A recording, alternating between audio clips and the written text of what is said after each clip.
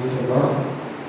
పరిశుద్ధ గ్రంథంలో నుండి అపోస్తలుడైన పౌలు ఫిలిప్పీయులకు రాసిన పత్రిక 4వ అధ్యాయం 6-7 వాక్యాలు నేను ఒకసారి చదువుతాను. దయచేసి వినాల్సిందిగా కోరుతాను.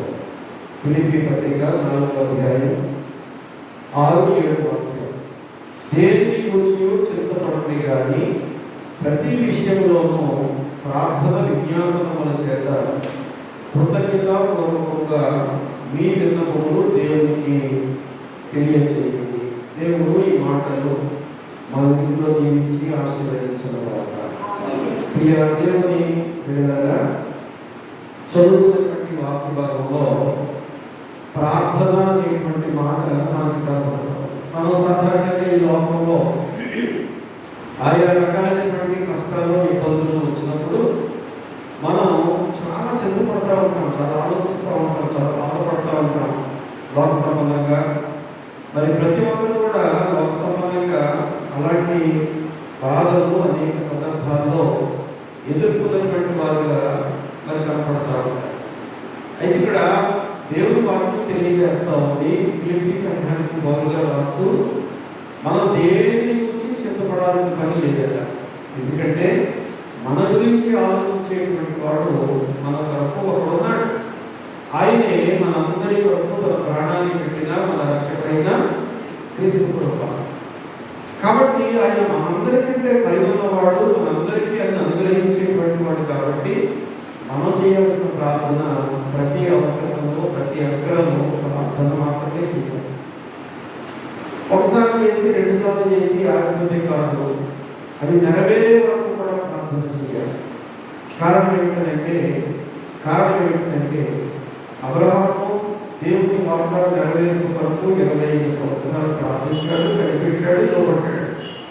అదే రీతిగా యెరూషలేము ప్రాకారాలు గోడలు పడిపోయినప్పుడు నెహెమ్యా రాజు దగ్గర అనుమతి పొందడానికి, ఇంకా దేవుడు రాజు గారికి మంచి మనసు ఇవ్వడం వరకు 4 నెలలు ప్రార్థన చేశాడు. ఒక రాజు దగ్గర మరి అవసరాన్ని తీర్చుకోవడానికి 4 నెలలు ప్రార్థన చేస్తే దేవుని దగ్గర మనం మరింతగా ప్రార్థన చేయాలి.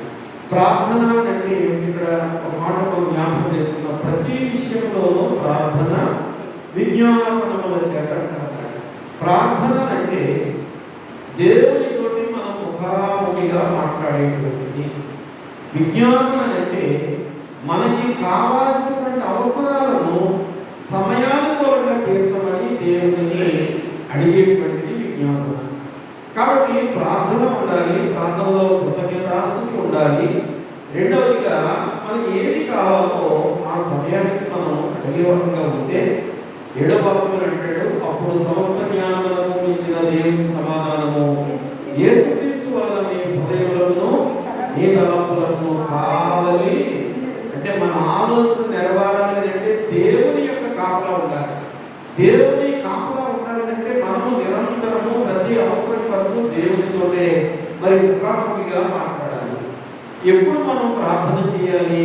యాకోబు గారు కొన్ని విషయాలు చెప్తా ఉన్నాడు. యాకోబు పత్రిక 5వ అధ్యాయం 11వ వాక్యంలో ఆయన మరి చక్కటి మాట తెలియజేస్తూ ఉన్నాడు.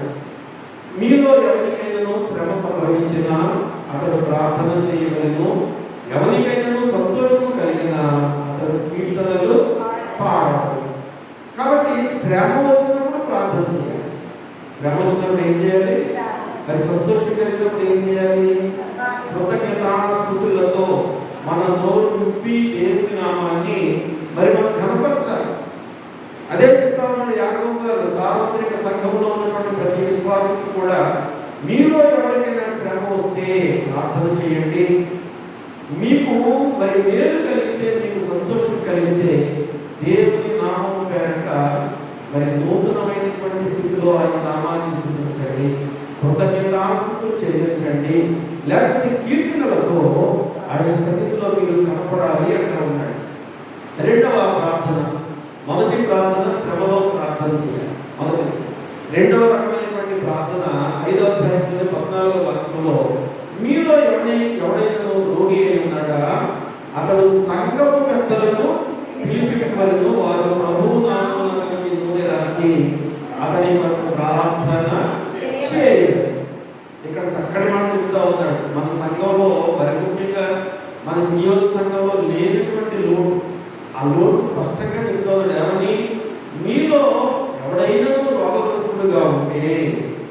ఏం చేయాలంట?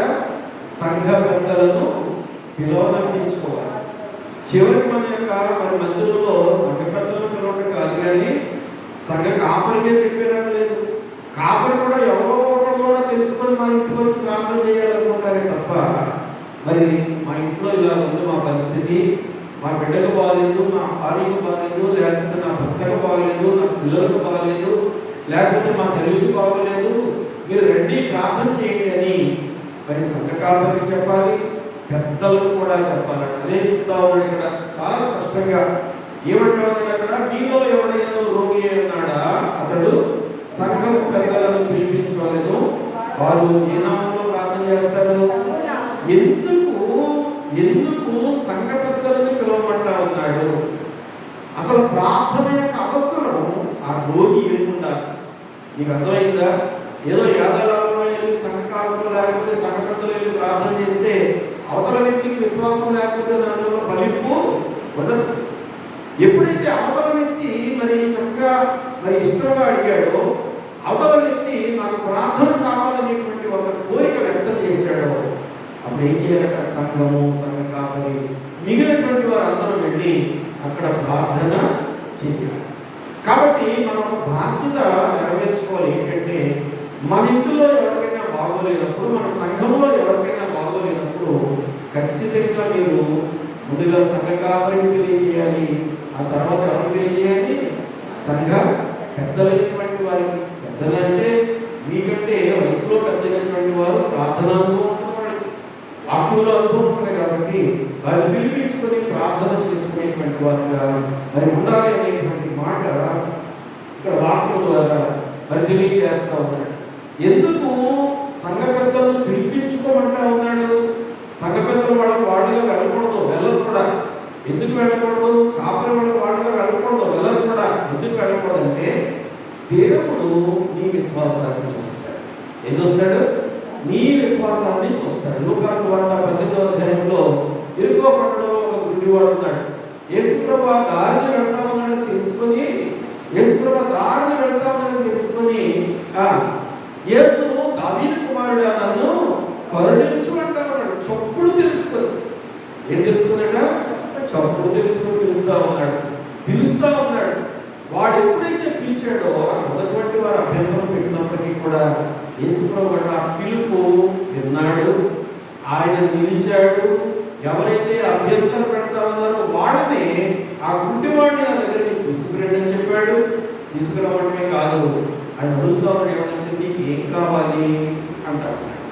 అంటే ఆ సమయానికి వాడికి కావాల్సింది ఏంటంటే నేను చూపు అందరిలో అంటే ఏంటన్నమాట, మనం అడిగేటువంటిది కూడా ఎలా ఉండాలంటే సందర్భానుసారంగా ఉండాలి, మన అవసరం తీరేటువంటిదిగా ఉండాలి. అంతేగాని నేను గుడ్డివాడిగా ఉన్నాను కదా, నా సంచి నిండా ధనం వచ్చేలాగా చేయని వాడు అడగలేదు. నేను చూపు పొందితే ఆ చూపు పొందిన తర్వాత నా యొక్క పని నేనే చేసుకోగలుగుతానని ఒక గొప్ప విశ్వాసాన్ని మరి వాడు కలిగినటువంటి వాడిగా ఉన్నాడు. వెంటనే వేసుకోబడ్డాడు, నేను చూపు పొందుము, నీ విశ్వాసము చెప్పండి సార్ ఒకసారి చదవండి. నీ విశ్వాసము నిన్ను స్వస్థపరుస్తుంది. దేవుని నామానికి మహిమ. అసలు రోగగ్రస్తుడికే విశ్వాసం లేకపోతే సంఘం అంతా ప్రార్థన చేస్తే ఏమవుతుంది? పెద్దలందరూ వెళ్ళి ప్రార్థన చేస్తే ఏమవుతుంది? కాబట్టి ఆ పిలిపించుకునేటువంటి స్వభావం నీకు ఉండాలి. యేసు నువ్వు ఆగట్రా, నాకు వాక్ చేయి అని అడిగినటువంటి వాడిగా ఉన్నాడు. అంతేకాదు, ఇప్పుడు మరి వాడు కీర్తనలు పాడాలి అంటున్నాడు కదా, నువ్వు మేలు పొందిన తర్వాత కీర్తనలు పాడాలి. వాడు కీర్తనలేమో కాదు, కానీ వాడు యేసును వెంబడించిన వాడుగా ఉన్నాడు. అంతకంటే గొప్ప కీర్తన ఏముంది? అంతకంటే కృతజ్ఞత చెప్పడం ఏముంది? ప్రియ దేవుని బిడ్డలారా, మనకు స్వస్థత కావాలంటే దేవుని అడగాలి. కాబట్టి విశ్వాస సహితంగా మనం కనుక ప్రభువును అడిగితే ఆయన మన యొక్క రోగాన్ని మరి బాగు చేసేటువంటి వాడుగా ఉంటాడు. ఎందుచేత సంఘ పెద్దల్ని పిలవాలనేటువంటి మాట మరి మనం జ్ఞాపకం చేసుకుంటే, దేవుడు మనం చేసేటువంటి ప్రార్థన అన్నట్ట సంఘం ఎంత ఐక్యతగా ఉందో చూస్తాడు. ఏం చూస్తాడు? సంఘంలో ఐక్యత ఎంత ఉందో చూస్తాడు. అందుకే అంటాడు మత్తయి సువార్త 18వ అధ్యాయం 19వ వాక్యంలో యేసుప్రభు వారే స్వయంగా ఈ మాట చెప్తా ఉన్నారు. ఏమిటన్నమాట? మీలో ఇద్దరు తాము వేడుకొని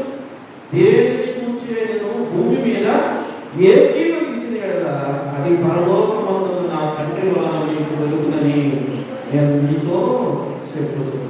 భూమి మీద ఇద్దరు ఏకీభవించారట. ఆ ఇద్దరు ఎవరన్నమాట? ఇద్దరు ఎవరు? యాకోబు పత్రిక 5:14 వాక్యం ప్రకారంగా ఇద్దరు ఎవరంటే అవతల రోగి, యువతల ఉన్నటువంటి పెద్ద. అవతల ఉన్నటువంటి రోగి, యువతల ఉన్నటువంటి సంఘ కాపరి. వీళ్ళిద్దరు మనసు ఏకీభవిస్తే ప్రార్థన చేస్తే ఎవరు వింటారట? పరలోకమందున్న తండ్రి దానిని వినేటువంటి వాడు.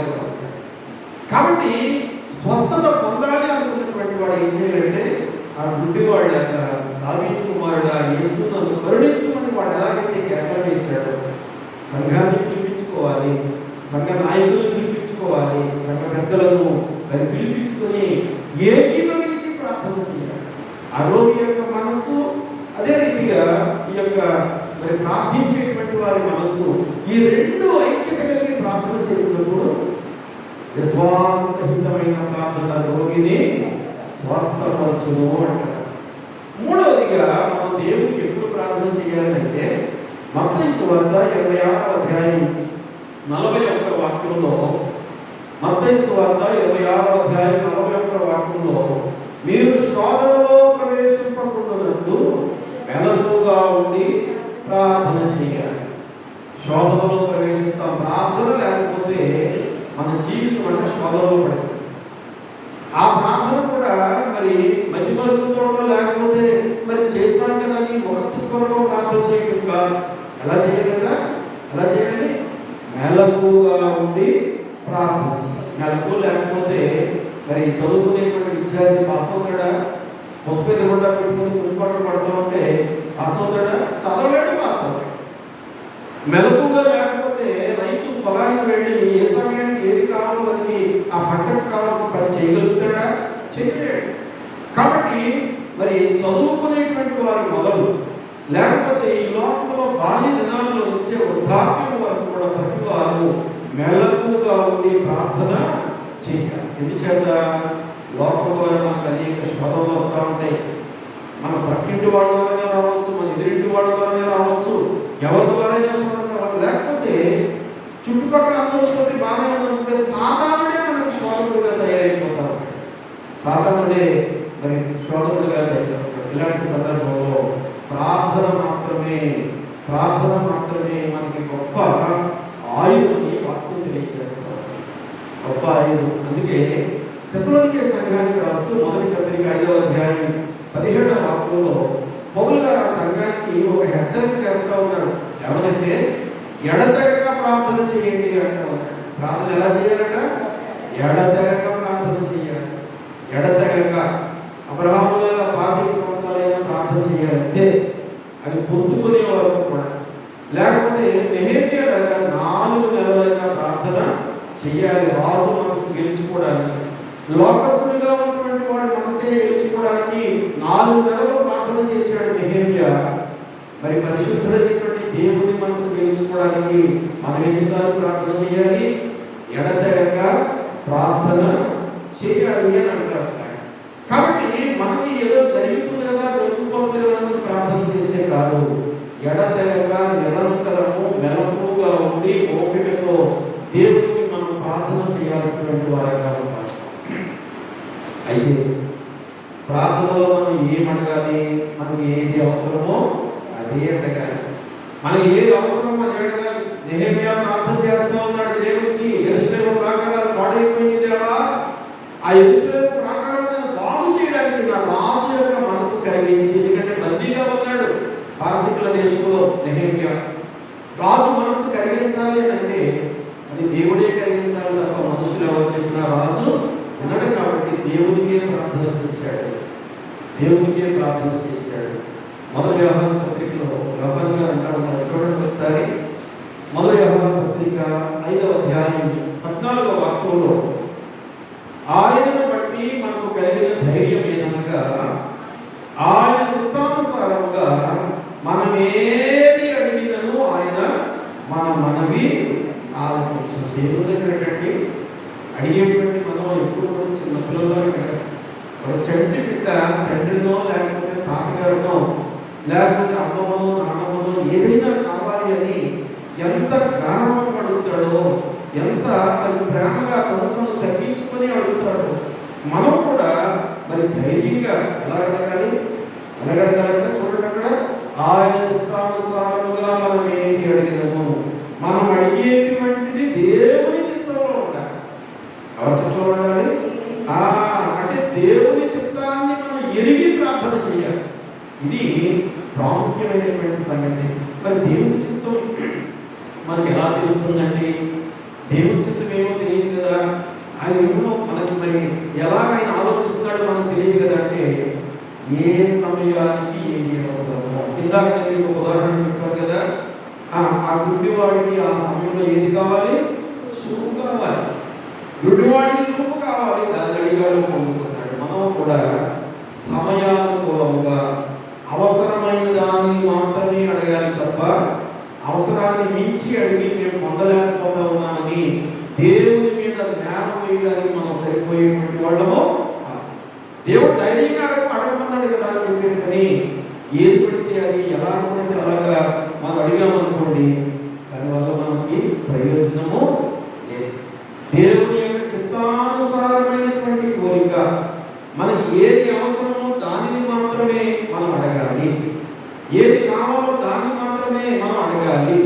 అయితే దేవుని అడిగేటప్పుడు అది పొందుకున్నామనేటువంటి నమ్మికతో అడగాలి. ఎలా అడగాలంట? పొందుకున్నామనేటువంటి నమ్మికతో. చూడండి, మార్కు సువార్త 11వ అధ్యాయం 24వ వాక్యంలో చక్కటి మాట మరి ప్రభువు వారు స్వయంగా తెలియజేస్తా ఉన్నారు. మార్కు సువార్త 11వ అధ్యాయం 24వ వాక్యంలో, ప్రార్థన చేయనప్పుడు మీరు అడుగుతున్న వాటినల్లా పొంది ఉన్నామని నమ్ముడి, అప్పుడు అవి మీకు కలుగునని మీతో చెప్పుచున్నాను. అంటే ఏది కావాలో దేవుని చిత్తానుసారముగా నీకు ఏది అవసరమో దాని కొరకు మాత్రమే ప్రార్థన చెయ్యి. ఒక పెద్ద చిట్టా పట్టుకొని ఆ చిట్టా అంతా దగ్గర అడిగి నేను పొందుకోలేకపోయినని మనం బాధపడటం కాదు. మనకి ఏది అవసరమో, మనకి ఏది అక్కరగా ఉందో, నీ పిల్లల వివాహం నీకు అక్కరగా ఉంది, ప్రార్థన చేసి ఆయన దగ్గర కనిపెట్టి అడుగు. నీ బిడ్డల యొక్క ఆరోగ్యం కొరకు ప్రార్థన చేసి ఆయన దగ్గర కనిపెట్టి అడుగు. అంతేకాదు, నీ గృహంలో శాంతి లేదా శాంతి కొరకు దేవుని దగ్గర కనిపెట్టి ప్రార్థన చేసి అడుగు. నీ గృహంలో నీ బిడ్డలు నీ మాట వినడం లేదా దేవుని దగ్గర ప్రార్థన చేయి. అది ఒక్కటే ఉండాలి ఆ కోరిక, అంతే తప్పించి మరి రకరకాల కోరికలు ఆయన దగ్గర పెడితే దానివల్ల మనకు ప్రయోజనము అది లేదు అనేటువంటి సత్యాన్ని మనం జ్ఞాపకం చేసుకోవాలి. ఆ రీతిగా మనకి ఏది అవసరమో, ఏది అక్కరో దేవుని చిత్తాన్ని ఎరిగి మనం ప్రార్థన చేస్తే, కీర్తనకారుడు ఒక మాట చెప్తా ఉంటాడు. 145వ కీర్తన మరి 18వ వాక్యంలో మనం జ్ఞాపకం చేసుకుంటే, తనకు మొరపెట్టు వారందరికీ, తనకు నిజముగా మొరపెట్టు వారందరికీ యెహోవా సమీపంగా ఉంటాడు. దేవుడు నామానికి మహిమ కలుగుగాక. నిజముగా మొరపెట్టాలి. నీకు అక్కర్లేదో అది అడగాలి, నీకు ఏది అవసరమో దాన్ని అడగాలి. పొందుకున్నాననేటువంటి నమ్మికతో నువ్వు కనుక అడగలిగితే, ప్రియ దేవుని బిడ్డలారా, ఆయన నీకు సమీపంగా ఉంటాడు, నీ పక్కనే ఉంటాడు, నీ కొరకు ఆయన నిలబడేటువంటి వాడుగా ఉంటాడు. నిలబడమే కాదు, నీకు సహాయం చేయడానికి ఆయన మరి లోకంలో కొంతమంది సహాయాన్ని నీకు అందిస్తాడు.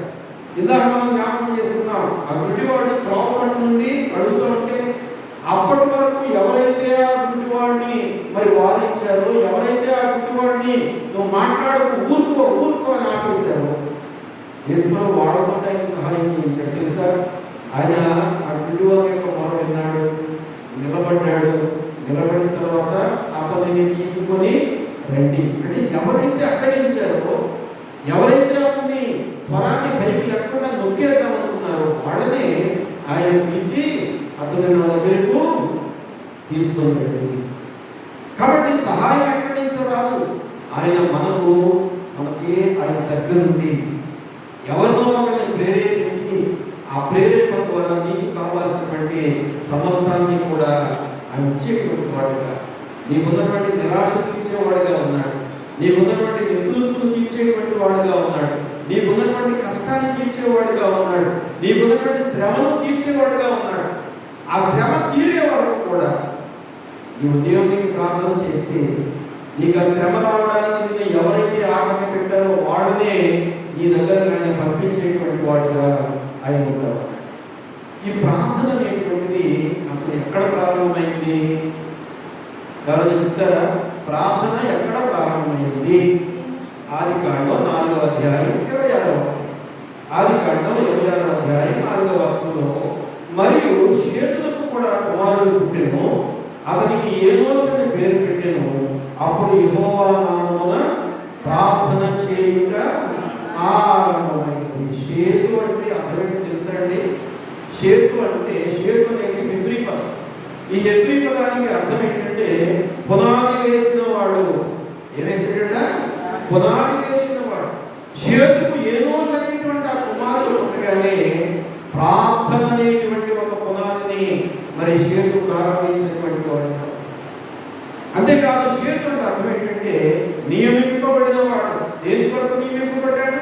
రాబోయే తరంలో ఉన్నటువంటి వారందరూ కూడా ప్రార్థన చేయడానికి, ఒక మాదిరి చూపించడానికి దేవుడు షేతును ఏర్పాటు చేసుకున్నాడు. మూడవ అర్థం ఏంటంటే షేతు అంటే మొదలుగా ఇవ్వబడిన వాడు. ఎవరికి మొదలుగా షేతు పుట్టాడు? ఆదాము హవ్వలకి హేబేలుకు ప్రతిగా. ఎవరికి ప్రతిగా? హేబేలుకు ప్రతిగా ఈ షేతు పుట్టాడు. షేతుకు కూడా వివాహం అయింది. 130 సంవత్సరాల వయసు వచ్చిన తర్వాత షేతుకు వివాహం చేశారు. షేతుకు ఏనోషు అనేటువంటి కుమారుడు పుట్టాడు. ఆ వెంటనే షేతట ప్రభువు దేవుని నామం పేరట మరి ప్రార్థన చేసినటువంటి వాడుగా కనపడతాడు. ఎందుచేత షేతును దేవుడు ఆదాము హవ్వలకు ఇచ్చాడంటే, కయీను హేబేలు సందర్భం మనందరికీ తెలుసు. కయీను పంట పొలాలు వేసుకునేటువంటి వాడు, హేబేలు గొర్రెలను మేపేటువంటి వాడు. మరి కయీను పంటలో కొత్త భాగం ఇచ్చాడు, హేబేలు మరి బరువైనటువంటి కొమ్మినటువంటి మచ్చ డాగు లేని జబ్బు లేనటువంటి వాటిని తీసుకొచ్చి దేవునికి అర్పణ ఇచ్చాడు. ఈ అర్పణ ఇచ్చిన సందర్భంలో దేవుడు హేబేలు యొక్క అర్పణ అంగీకరించాడు. కయీను యొక్క అర్పణ దేవుడు అంగీకరించలేదు. తప్పతలో పడుతుంది ఏమి అంగీకరిస్తాడంటే దేవుడు మేలు ఇస్తేనే అంగీకరిస్తాడు. ఎందుకంటే నీవు ఇచ్చిన దాంట్లో తృప్తిపడి బాగుపడిపోవాలని కాదు, నీ మనసు ఏంటో తెలుసుకోవడానికి, నీ ఆలోచన ఎలాగో తెలుసుకోవడానికి, దేవుడి మీద నీకు ప్రేమ ఎంతో తెలుసుకోవడానికి ఆయన అంటారు కొంత భాగం పట్టుకొచ్చి నాకు ఇయ్యాడు. గాలికి ఎగిరిపోయేటువంటి తుప్పు దూరం పట్టుకొచ్చాడు కయ్యను, శ్రేష్టమైనటువంటి అర్పణ ఇచ్చాడు హేబేలు. ఈ అర్పణ అంగీకరించినటువంటి దేవుడు వీళ్ళిద్దరూ కూడా పొలంలో పనిచేసుకుంటా ఉంటే ఇద్దరికి కలహం వచ్చేసింది. ఏంటంటే తమ్ముడు అర్పణ దేవుడు అంగీకరించాడు, నా అర్పణ అంగీకరించడానికి కోపం వచ్చింది. ఏం చేశాడట? అతని తమ్ముని మీద పడి చంపేస్తే ఇందాక మనం జ్ఞాపకం చేసుకున్నాం, బ్రతికి ఉన్నటువంటి మనుషులు, చలించేటువంటి మనుషులు వారి కుటుంబంలో సంతోషం పుట్టగానే వాడు ప్రార్థన చేశారు. షేతు ప్రార్థనకు ప్రారంభకుడు, ప్రార్థనకు పునాది వేసినటువంటి వాడు. అయితే ఎప్పుడైతే కయీను తన తమ్ముడిని చంపాడో, చూడండి ఒకసారి అదే మాట చదువుతున్నాం మనం ఆదికాండం 4వ అధ్యాయం 10వ వాక్యంలో. అప్పుడు ఆయన, నీవు చేసిన పని ఏమిటి? నీ తమ్ముని యొక్క రక్తము, నీ తమ్ముని యొక్క స్వరము నేలలో నుండి నాకు నీ తమ్ముని రక్తము యొక్క స్వరము. అంటే రక్తము కూడా ఏం చేస్తుంది అనమాట? మాట్లాడుతుంది. ఎందుకో తెలుసా? రక్తము ఒక ప్రాణి యొక్క ప్రాణము. రక్తం ఏంటంట? ప్రాణం. కాబట్టి ప్రాణముతో అందుకంటాడు దేవుడు సావిత్రి అంటే, నా దేహాత్మలతో దేవుని నామాన్ని నేను కొనియాడుతా ఉన్నాను, నా దేహాత్మలతో దేవుని నామాన్ని నేను స్తుతిస్తా ఉన్నాను, నిరంతరము నేను దేవుని నామాన్ని స్తుతిస్తా ఉన్నానని దావీదు గారు గొప్ప సాక్ష్యం చెప్తారు. ఇక్కడ మరి మనం జ్ఞాపకం చేసుకున్నట్లయితే ఈ తమ్ముడు పక్షంగా నువ్వు చేసిన పని ఏంటంటే, ఆయన అంటా ఉన్నాడు కయ్యను, నా తమ్ముడికి నేను ఏమన్నా కాపలా పడ్డామా అని దేవుణ్ణే ప్రశ్నించాడు. ఓ కయ్యను, నువ్వు అనుకుంటా ఉన్నావేమో నీ తమ్ముడు పరిశుద్ధుడు, నీ తమ్ముడు నీతిమంతుడు, అతని రక్తము నేలలో నుండి నాతో మాట్లాడుతూ ఉంది, నేను ఆ స్వరాన్ని విన్నాను. దేవుడు పెట్టారా? ఎవ్రీ సంఘానికి వస్తూ పౌలు గారు అంటాడు, ఈ యొక్క హేబేలు యొక్క రక్తం ఏ రీతిగా దేవునికి మొదలుపెట్టిందో, నీ రక్షణ కొరకు, నా రక్షణ కొరకు, మనందరి రక్షణ కొరకు యేసు ప్రభువు కూడా కొత్త నిబంధన కొరకు ఆయన తన ప్రాణాన్ని, తన రక్తాన్ని కూడా మనకి ఇచ్చినటువంటి వాడుగా ఉంటా ఉన్నాడు. హెబ్రీ పత్రిక 12వ అధ్యాయం 14వ వచనం చూడండి ఒకసారి.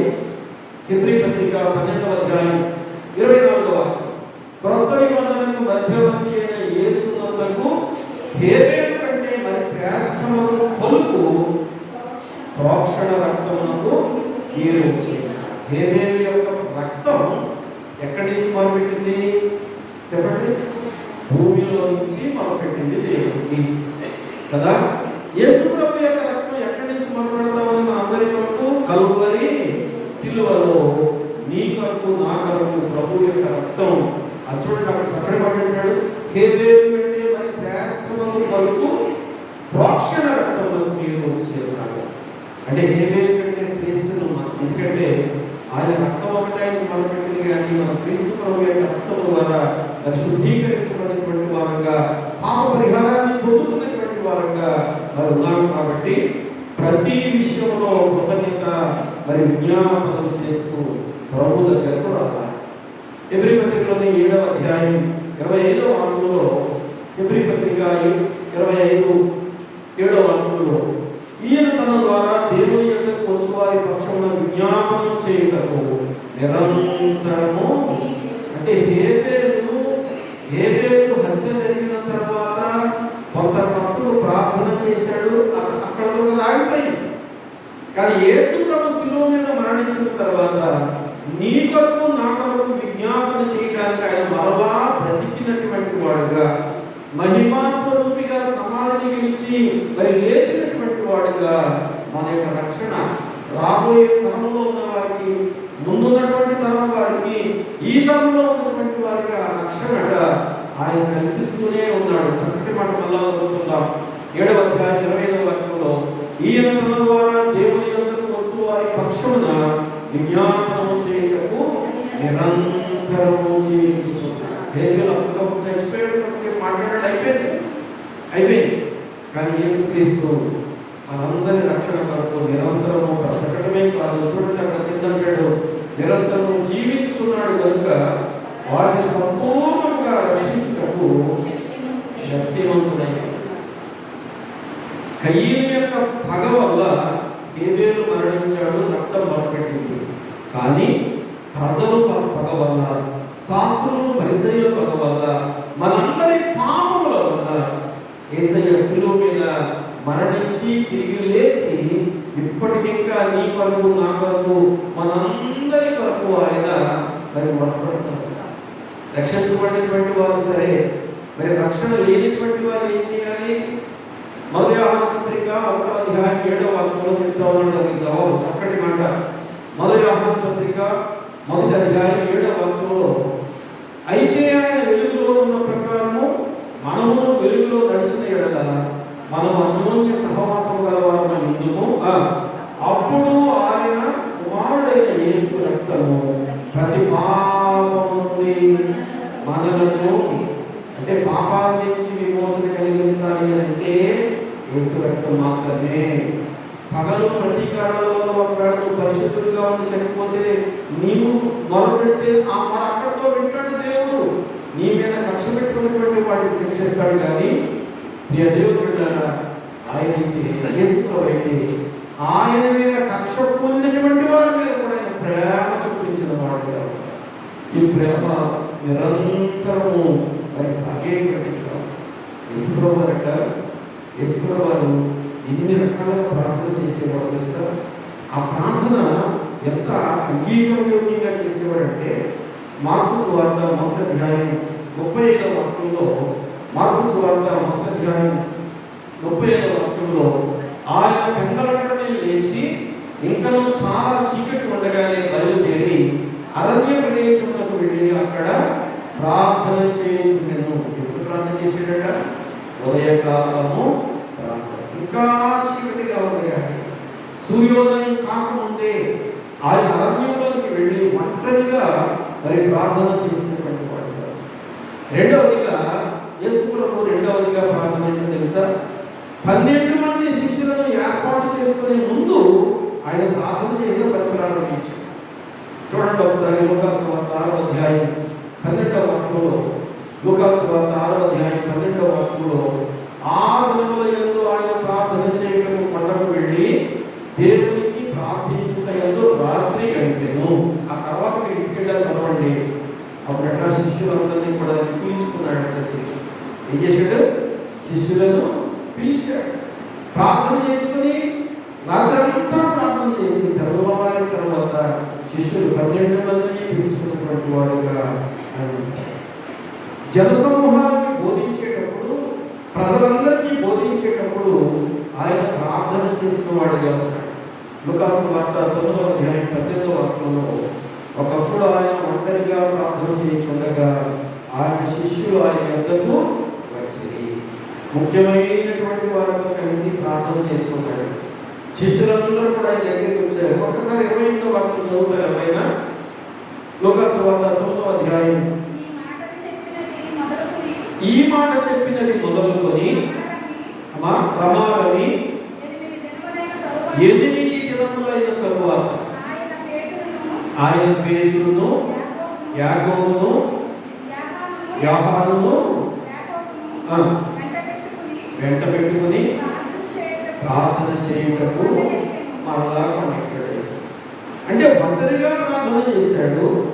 ముఖ్యమైనటువంటి శిష్యులతో కలిసి ప్రార్థన చేశాడు.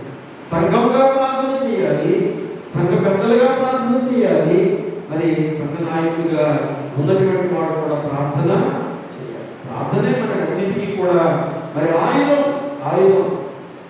ఈ విషయం ఎప్పుడైందట? రమారమి 8 దినాలు అయిన తర్వాత పేతురును, యాకోబును, యోహానును వెంట పెట్టుకుని కొండకు వెళ్ళి, అంటే ఒంటరి ప్రార్థన ఉంది, మరి పెద్దలతో కలిసి చేసే ప్రార్థన ఉంది, సమాజంతో ఉన్నటువంటి ప్రార్థన కూడా ఉంది. యేసుప్రభు వారు ఈ 3 శిష్యుల్ని కూడా కొండ మీద తీసుకెళ్ళి ప్రార్థన చేస్తూ ఉన్నప్పుడు అక్కడ జరిగినటువంటి అద్భుతం ఏంటో ఒకసారి చూద్దాం. 29వ వాక్యం చదవండి ఎవరైనా. 29వ వాక్యం. ఆయన ప్రార్థించుచుండగా ఆయన ముఖరూపము మారెను, ఆయన వస్త్రము తెల్లనివై తగదగా వేసింది. అంటే ప్రార్థన చేసేటువంటి వారి యొక్క ముఖం ఎలా ఉంటుంది? వెలుగుగా ఉంటుంది. ప్రార్థన చేసేటువంటి వాడి యొక్క ముఖం సంతోషంగా ఉంటుంది, నిరంతరం ఆనందంతో ఉంటుంది. ఇంకా మనం జ్ఞాపకం చేసుకుంటే ఆయన వస్త్రాలే తెల్లగా దగదగా మెరిసిపోతూ ఉన్నాయట. శిష్యులందరూ కూడా ఆశ్చర్యపోయారు, ఆ 3 శిష్యులు కూడా. ఇదే మాదిరి మోషే కూడా 40 దినాల పాటు సినాయి పర్వతం మీద దేవుడికి యెహోవాతో మాట్లాడి ప్రజల కొరకు 10 ఆజ్ఞలు తీసుకుని వస్తా ఉన్నప్పుడు ఈ యొక్క అహరోను అక్కడ కింద ఉన్నటువంటి ఇశ్రాయేలు ప్రజలట కొండ దిగి వస్తా ఉన్నటువంటి మోషే ముఖాన్ని చూశారు. ఇది మోషేకి తెలియలేదు, ఈ విషయం మోషేకి తెలియలేదు. కానీ చూసినటువంటి ప్రజలకి ఎలా కనబడింది? నిర్గమాకాండం 34వ అధ్యాయం 29వ వాక్యం.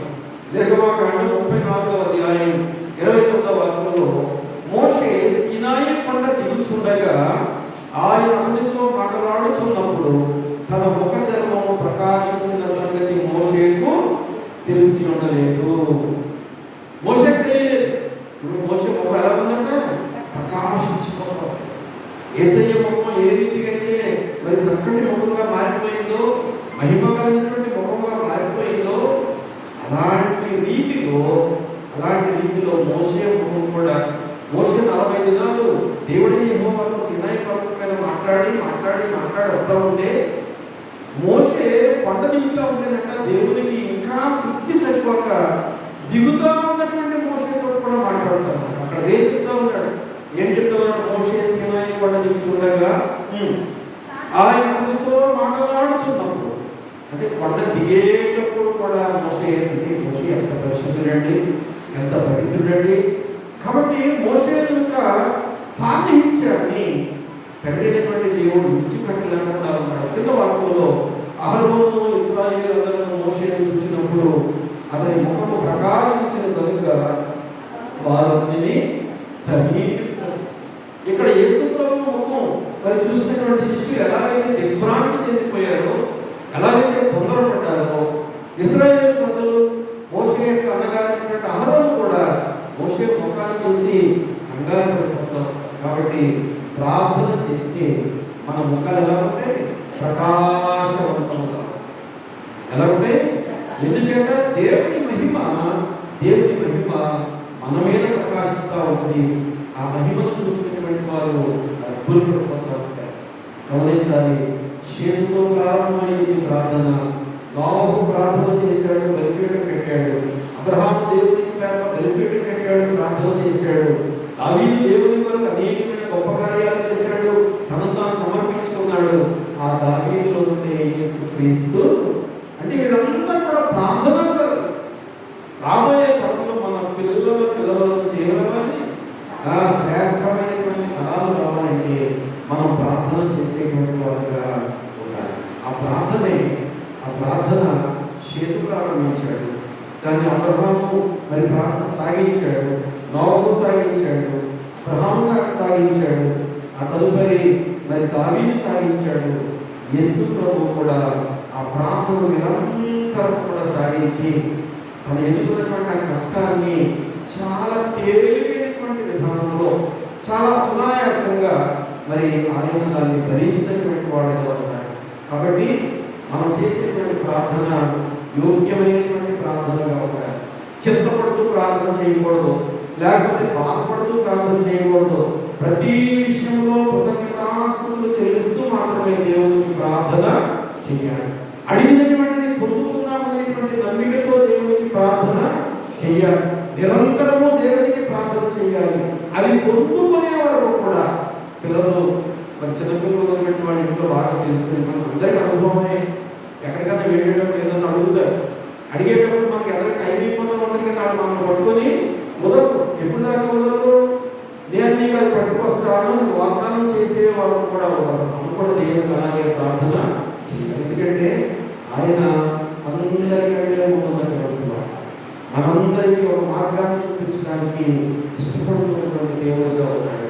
అలాంటి స్థితిలో చింత లేకుండా మన యొక్క ప్రార్థన పొందుకున్నామనేటువంటి విశ్వాసంతో దేవుడి దగ్గర ప్రార్థన చేద్దాం. దేవుడి మాటను దీవించును గాక. ఆమేన్.